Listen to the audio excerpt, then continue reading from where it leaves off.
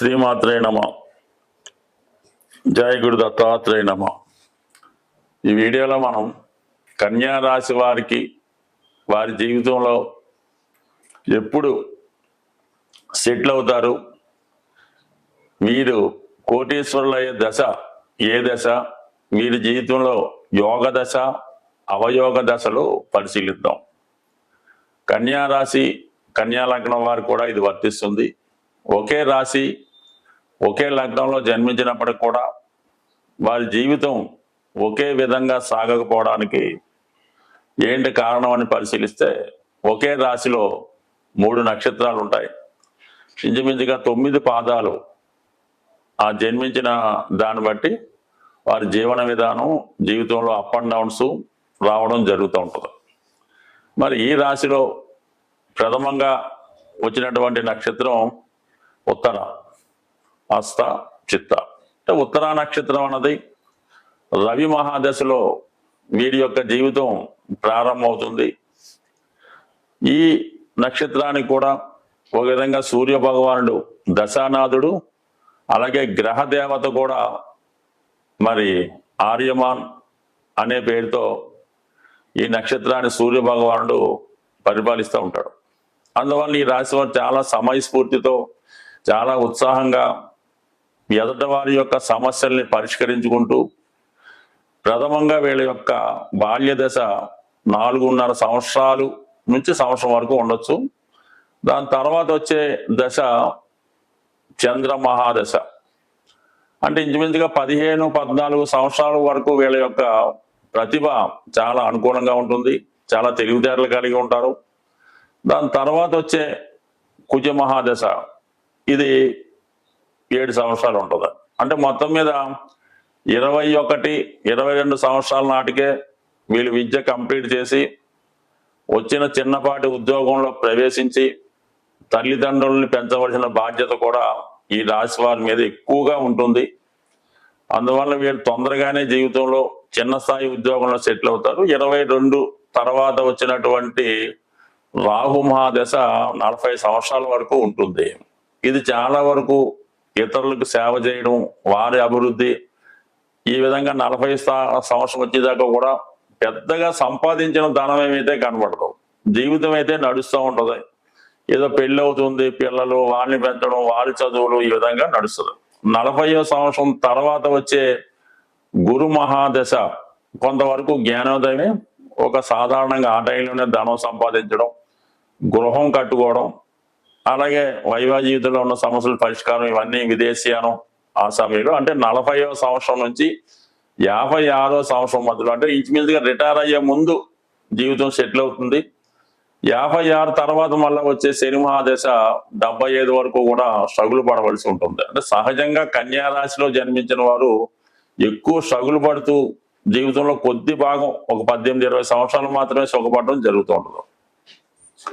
ఇక హస్త నక్షత్రం, వీళ్ళు చాలా మల్టిపుల్ టాలెంట్ కలిగి ఉంటారు, అందరినీ తొందరగా నమ్ముతూ ఉంటారు. ఎక్కువగా వైద్య వృత్తి, సేవకి, సర్వీస్కి సంబంధించిన వృత్తుల్లో స్థిరపడడం జరుగుతూ ఉంటుంది. సినిమా రంగంలో కూడా ఎక్కువగా ఈ హస్త నక్షత్ర జాతకులు కనబడుతుంటారు. ఈ క్యాటరింగ్, ఈ వంటలు, రెస్టారెంట్లు కూడా ఉంటాయి. అయితే వీళ్ళు ప్రథమ దశ చంద్ర మహాదశ కాబట్టి చాలా వరకు 17వ సంవత్సరం వచ్చేదాకా, అంటే చంద్ర కుజ 2 దశలు కూడా వీళ్ళకి అనుకూలిస్తాయి. 17వ సంవత్సరం నుంచి వచ్చినటువంటి రాహు మహాదశ 35వ సంవత్సరం వరకు కొంతవరకు జీవితంలో స్ట్రగుల్ పడుతూ ఉంటారు. అంతర్గతంగా స్వార్థ ప్రయోజనాలతో ఏదో ఒకటి సాధించాలనే తపనతో జీవితం ఒక పావు మాదిరి అప్ అండ్ డౌన్స్గా తిరుగుతూ ఉంటుంది. 40వ సంవత్సరం తర్వాత వచ్చిన గురు మహాదశ ఈ జాతకుడికి సంతృప్తిని, స్టేటస్ని, సంపాదనని, అర్హతని ఇవ్వడం జరుగుతుంది. అంటే 40 ఇయర్స్ తర్వాత వీళ్ళ జీవితం 56 వరకు సక్సెస్ఫుల్గా ఉంటుంది. దాని తర్వాత మళ్ళీ అటు ఇటుగా నడుస్తూ ఉంటుంది. అంటే సంవత్సరాలు అటు ఇటు అవ్వచ్చు. దాని తర్వాత ఏంటంటే చిత్తా నక్షత్రం, ఇది చాలా పవర్ఫుల్. వీళ్ళు టెక్నాలజీగా ఈ కన్స్ట్రక్షన్ రంగం కానీ, సినిమా రంగం, ఎక్కడున్నా వీళ్ళ యొక్క ఐడెంటిటీ ఉంటుంది, ఒక ప్రత్యేకమైన గుర్తింపు ఉంటుంది. 4-5 రకాల వృత్తుల్లో టాలెంట్ కలిగి ఉంటారు. ప్రథమంలో కొంత ఇబ్బందులు, అవమానాలు పడినప్పటికి కూడా చాలా వరకు వీళ్ళ జీవితంలో 25-26 సంవత్సరం దాకా స్ట్రగుల్ పడుతూ ఉంటారు.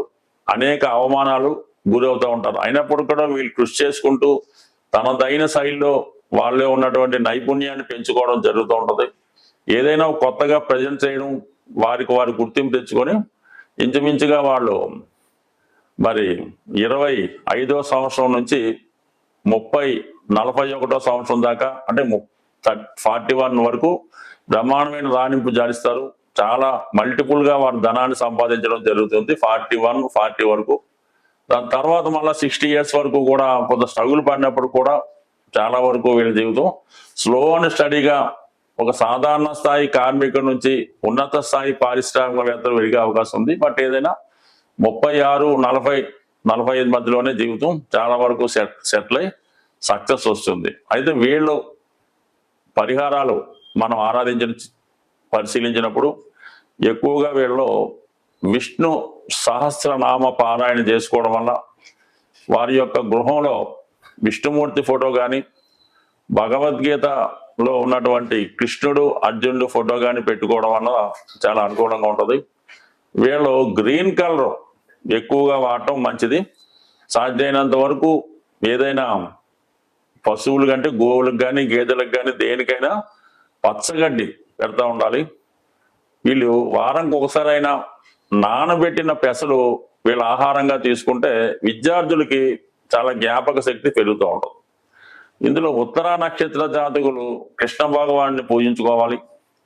హస్తా నక్షత్ర జాతకులు పార్వతీ పరమేశ్వరుల్ని ఆరాధించడం వల్ల, అటువంటి ఫోటో పెట్టుకోవడం వల్ల ఈ నక్షత్ర జాతకులకి కళ్యాణం జరిగినప్పుడు గౌరీ కళ్యాణం లేదంటే సీతా కళ్యాణం ఏదో ఒక కళ్యాణానికి సంబంధించినటువంటి పుస్తకం ఉంటుంది, అది చదవటం కానీ ఏదన్నా టెంపుల్లో ఈ శివ కళ్యాణం చేయించడం వల్ల చాలా వరకు వివాహం తొందరగా అవుతూ ఉంటుంది. ఇంకా చిత్తా నక్షత్ర జాతకులు 99% వీళ్ళు ఈ మారేడు వృక్షాన్ని చెట్టుని పెంచడం కానీ ఇంట్లో కూడా పెంచుకోవచ్చు. మారేడు దళాలతో శివునికి అభిషేకం చేయడం వల్ల అఖండమైనటువంటి సంపద వీళ్ళకి కలిగే అవకాశం ఉంటుంది.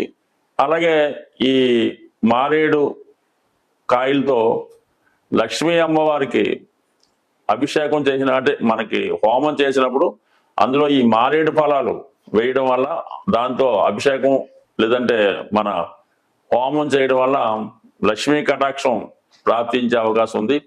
ఒక విధంగా చిత్తా నక్షత్ర జాతకులు జీవితంలో ఒంటరిగానే పోరాడి ఒంటరిగానే జీవితంలో సాధించి చాలా వరకు మంచి నేమ్ సంపాదించుకునే అవకాశం ఉంటుంది.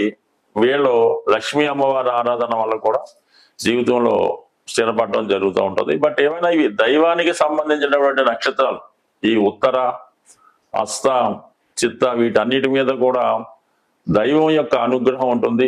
జీవితంలో ఎదగడానికి సహాయపడే నక్షత్రాలు అన్నమాట. అంటే మఖ నుంచి ప్రారంభమైనటువంటి ఈ నక్షత్ర యాత్ర మనకి జ్యేష్ఠ నక్షత్రంతో అంతం అవడం జరుగుతుంటది. ఈ ప్రయత్నంలో ఈ లీడ్ రోల్ తీసుకుంటారన్నమాట. ఈ ఉత్తర, హస్త, చిత్త నక్షత్రాలు, ఈ నక్షత్రాలు ఎంత బలంగా ఉంటే జాతకుడు జీవితంలో అంత తొందరగా పైకి ఎదిగి తన డెస్టినేషన్, తన గమ్యం చేరుకోవడానికి అవకాశం ఉంటుంది. స్వస్తి.